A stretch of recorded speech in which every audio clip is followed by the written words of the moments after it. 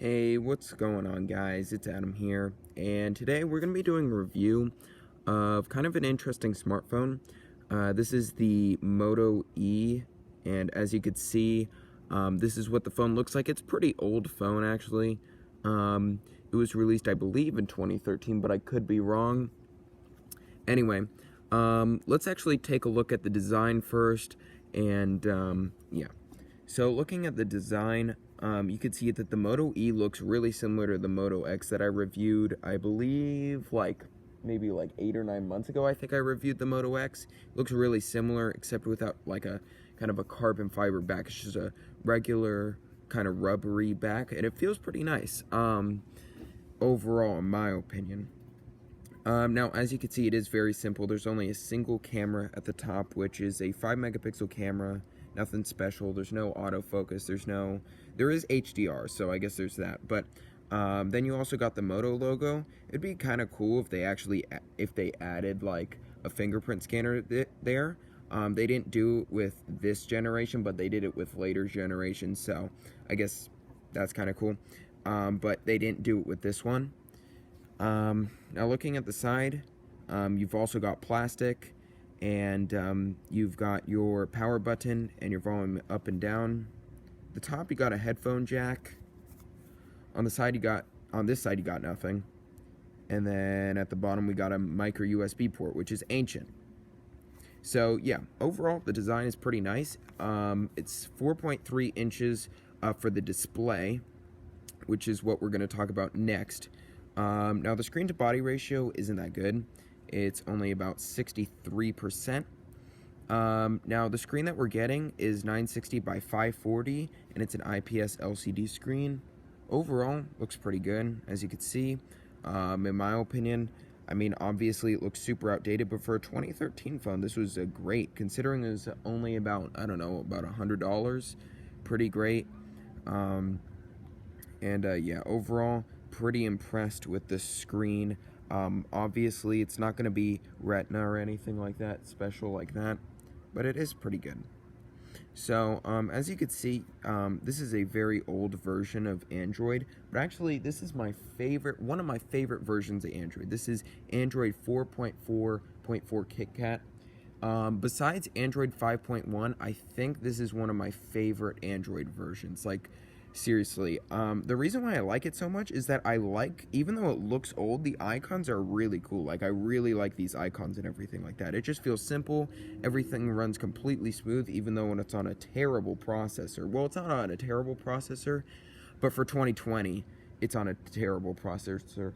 It's on the Qualcomm Snapdragon 200, which can barely run in 2020 for Android. If this was like an Android smartphone that was running Android 10, this would not be able to run it. But since this is running Android 4.4, it runs basically completely smooth, which is awesome. But if you see like phones with a Qualcomm Snapdragon 215 on Android 10, it runs absolutely terrible. But here, runs absolutely fine. You can open up basically any app. It takes a little while, but it's really not that bad. So, as you can see, there's a little bit of lag, but once you actually get into the app, by the way, this is one of my favorite apps, GSM Arena. As you can see, it closes up pretty nice. And then you also have all your widgets and apps here. So actually, you have your apps here, and then you have your widgets over here. So, kind of cool. I do like that there's still widgets. Basically, you have everything from Android 10, except, a little bit less stuff. But there's still, basically the main stuff from Android 10. You can still customize stuff. You can still, choose the wallpaper. And as you could see, the wallpaper that I chose is Breaking Bad, which is one of my favorite TV shows ever. Also Better Call Saul. And as you can see, I have the Netflix widget right here. So that's pretty cool. Now, how is the camera? The camera is pretty bad. But I'm going to show you a camera sample that I'm going to take right now. So, just 1 second.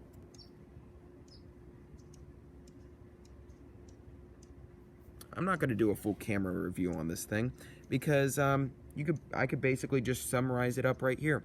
It's a pretty bad camera. It's a pretty terrible camera. It's a 5 megapixel camera with no autofocus, so it doesn't look focused, not detailed. There's lots of noise in the photo.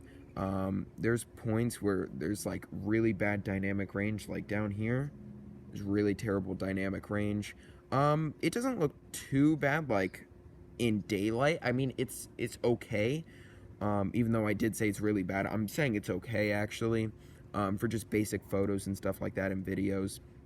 Speaking of videos, this can record 480p video. So, actually, let's do a video test right now. Okay, so this is a video test. No OIS, no EIS. Yeah. Alright, let's take a look at that video. There we go. Let's test out the audio quality too. Oh, that was the no OIS, no EIS. Yeah. Now, to be honest, the speaker isn't that bad, even though it's a single mono speaker. It's actually not that bad. The video itself is pretty bad, even worse than the photos, in my opinion. There's very bad dynamic range, very bad everything, basically. There's no autofocus, there's no anything, like I've been saying. Yeah. Now let's talk about actual performance. Now, I did say it's running the Qualcomm Snapdragon 200, and I said that it runs pretty well on the UI part, kind of, but let's actually talk about games, apps, and things like that. So, even though it does, like, load up apps smoothly, let's see how it runs a game, and I have Geometry Dash Sub-Zero here. So this is a pretty simple game. However, there is some stuff that, needs to be loaded. So this is kind of like a basic game, and this is what the performance is going to be for most games. And also, it's going to be at full volume. So it sounds actually okay. I'm not complaining. There's not too much distortion or anything. Okay. And by the way, I'm not that good at Geometry Dash. I used to be really good. Like, I used to play all the time in 8th grade. Now, okay, I guess there's a little bit of distortion, but it's not terrible.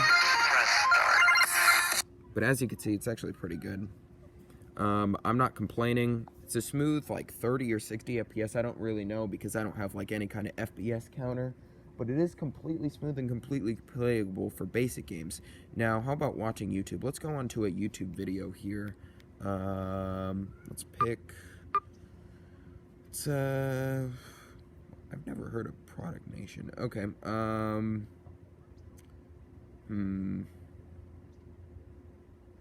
What's one of my favorite YouTubers? Here we go. This is one of my favorite YouTubers, and I'm probably going to turn this down a little bit just because it's pretty inappropriate. I'm always very hot in my kitchen. Thank you for dropping by. So, have you ever used your noodle? Of course you have. So, you can only do 480p, but here's what it looks like. Spaghetti pasta. But as you can see, you can't do anything. I can smell it. Every Chinese family loves noodles. Okay, I'm gonna get demonetized. Even though I can't really get demonetized anyway. I could probably get my video taken down, but I can't get demonetized. Anyway, so that's one of my favorite videos. But yeah, overall, actually not that bad. I would say that the Play Store doesn't run that well. The Play Store, doesn't run too well. Actually, you know what? It doesn't run terribly. I would say for the Qualcomm Snapdragon 200, it runs completely fine. Now, oh my god. Okay, now, how much does this phone cost? Probably a lot of people will be asking. Oh, by the way, there's no selfie camera. How much does this phone cost? Well, this phone costs somewhere between, you could probably find it for about $15 if you really look for it. But you could find it for, if just general use, probably could find it for, $30. Which, in my opinion, isn't that bad. Actually, I kind of recommend this phone for just people who are just basic users. Not for actual, like, people who really want to do heavy, intensive gaming and stuff like that. But for just people who may just want a cell phone because maybe as a secondary cell phone, or maybe their other cell phone broke and they need a replacement. This is actually a perfectly usable smartphone. And overall, I'm very happy with the performance. I was expecting, when I got this about a month ago, I was expecting that it was going to be pretty terrible performance just because of the Qualcomm Snapdragon 200 and also an old Android version. And I actually am going to be uploading a review of the Nexus S soon. And I did a review of that, and that has Android 4. It doesn't have KitKat, but it has Android 4 that runs terribly. So, in my opinion, Moto did a great job. I really don't like Moto phones anymore. I really just like these kind of Moto phones, not like the newer Moto phones, like the G7, what is out now, like the E7. I think the E7's the newest one, and the G9 Play. I don't like those phones anymore. I tested them out in stores and stuff like that. I just like these simple Moto phones that they had with completely clean stock Android. I noticed because the ringtone is terrible on the newer ones. This has just a really nice ringtone and stuff like that. Like, I mean, I think it may have the same ringtone, but I don't know. And it doesn't have a ton of like notifications that pop up on your face like every single second. With Moto phones that happens with like the newer ones. So I think over like Android 8.0. But to be honest, I really like this phone. Like, this is definitely going to be probably my secondary cell phone. I was originally using the Moto G2, I believe, as my secondary cell phone, but now I'm using a different one. So, and that's this one. I just like the more compact feel, stuff like that. So, yeah. Anyways, guys, thank you so much for watching. Hopefully you guys liked this video. If you did, make sure to leave a like, subscribe, turn on notifications, and I'll see you guys later.